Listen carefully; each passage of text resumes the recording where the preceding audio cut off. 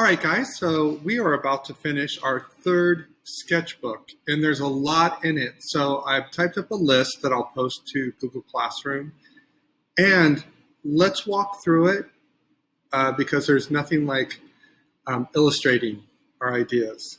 All right, guys, so on the front cover, I'd just like your first name and last name in the period. On the back cover, that was where we drew those shapes that we did not outline. So just creating different shapes without an outline, practicing controlling our pencil.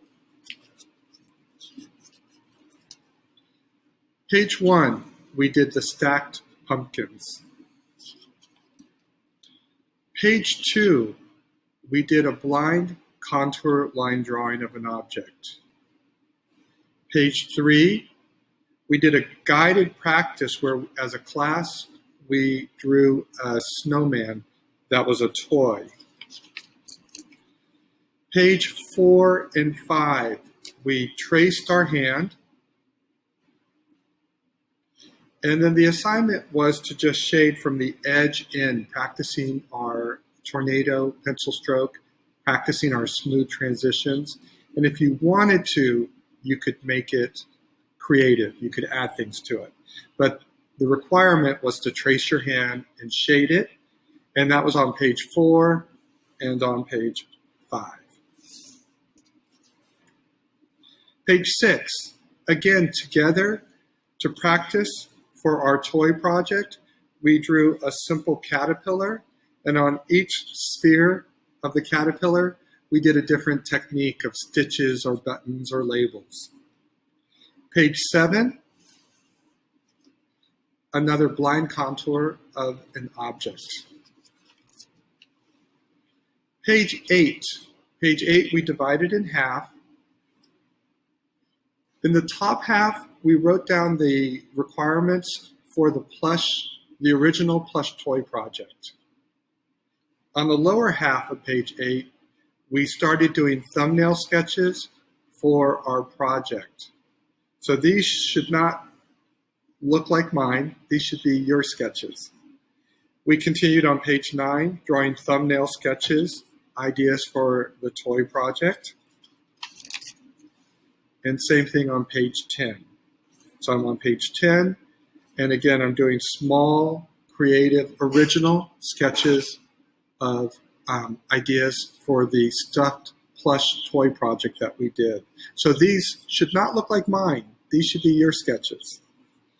Page 11, we did the junk drawer drawing. And what that was where I asked you to find some sort of object, whether it was scissors, I did a staple remover, and you were to take that actual object and think of some sort of drawing that could incorporate it. So mine is supposed to look a bit like a sea monster.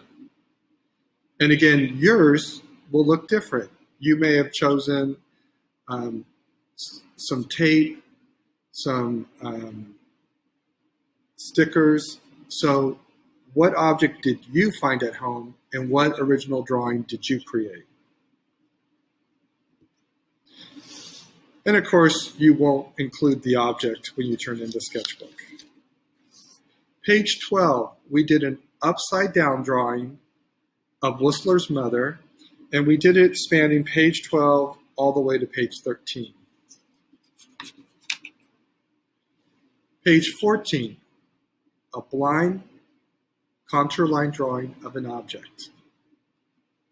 Page 15 was our first day of studying the human face, so we practiced drawing the shape of the human head.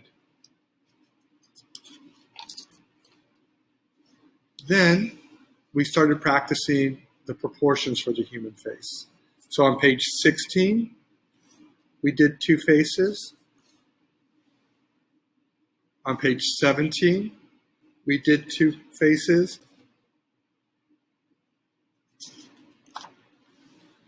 On page 18, we did 2 faces. So a grand total of 6 faces with the correct proportions. We did 2 faces on page 16, 2 faces on page 17, and lastly, and this is repeating it, 2 faces on page 18. On page 19, we divided the page in half, and together we drew the human eye from the front view, and on the lower half, we drew the human eye from the profile. We then began practicing for our fantasy eye project. So on page 20, you did thumbnail sketches for your fantasy eye project. And again, your sketches should look different than mine. If they look like mine, I'm not going to give you credit. So we brainstormed on page 20 drawing thumbnail sketches. On page 21, I introduced the idea of also brainstorming just using words.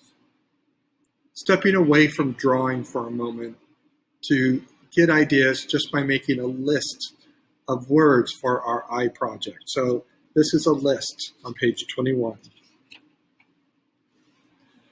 On page 22, we revisited the dust bunny because I wanted to practice that pencil stroke for eyelashes and eyebrows. So on page 22, we drew creative dust bunnies. On page 23, we divided the page in half, and we, on the top half, drew the human mouth. And on the bottom half, we drew the mouth in profile.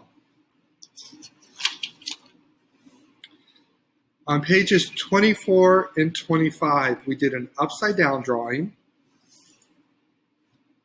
of that sort of strange skull. I got it from an old medical textbook. So I call it kind of the medical illustration, but I'll turn it around. So spanning page 24 and 25, we did an upside down drawing of the skull. Page 26 is a little unusual. What we did is we drew the biggest face we could, and we drew that face because then I did the nose lecture. We wanted a face to put that lecture on. So, so here is the nose, and that's what this face was for. We drew a really big face, and then together we drew our best human nose, and that was our lecture. And then on page 27, together we drew a face, and this time we drew the major planes or the major forms of the face, looking at it sort of in a very simplistic kind of anatomy. Then what we have left are pages 28 and 29. And so those drawings are to be determined, but this at least gives you a list to start making sure that you have a complete sketchbook to turn in. All right, thank you so much.